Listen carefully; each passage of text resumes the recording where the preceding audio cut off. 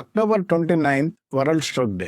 World stroke organization వాళ్ళు October 29ని ఈ వరల్డ్ స్ట్రోక్ డే కింద డిక్లేర్ చేశారు. ప్రపంచంలో ఉన్న జనాభాలో ప్రతి నలుగురిలో ఒకళ్ళు పెరాలసిస్ బారిన పడుతున్నారు. పెరాలసిస్ బారిన పడటమే కాకుండా సరైన ట్రీట్మెంట్ సరైన టైంలో తీసుకోకపోవడం మీద ఒకవేళ పెరాలసిస్ వచ్చిన తర్వాత దాని సివియారిటీ చాలా ఎక్కువ అవుతుంది.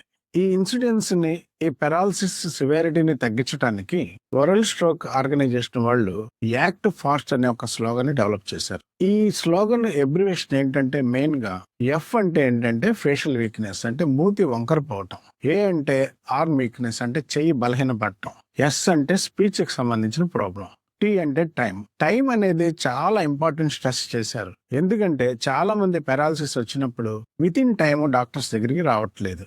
ఈ గోల్డెన్ అవర్స్ అని ఒక కాన్సెప్ట్ ని డెవలప్ చేశారు. అంటే పెరాలసిస్ వచ్చిన తర్వాత మొదటి 4.5 గంటల్ని గోల్డెన్ అవర్స్ కింద డిక్లేర్ చేశారు. ఈ 4.5 గంటల లోపల పేషెంట్ డాక్టర్ ని దగ్గరకు వచ్చి ట్రీట్మెంట్ తీసుకుంటే వెంటనే ట్రీట్మెంట్ దాని రిజల్ట్స్ వచ్చే ఛాన్సెస్ ఉన్నాయి. అందువలన ఎవరైనా మీ చుట్టుపక్కల బ్రెయిన్ స్ట్రోక్ సంబంధించిన పేషెంట్స్ చూసినట్లయితే మీరు వెంటనే ఈ యాక్ట్ ఫాస్ట్ అనే స్లోగన్ గుర్తుంచుకోండి. వెంటనే రెస్పాండ్ అవ్వండి. తద్వారా పేషెంట్స్ ని కాపాడిన వాళ్ళు అవుతారు. Thank you.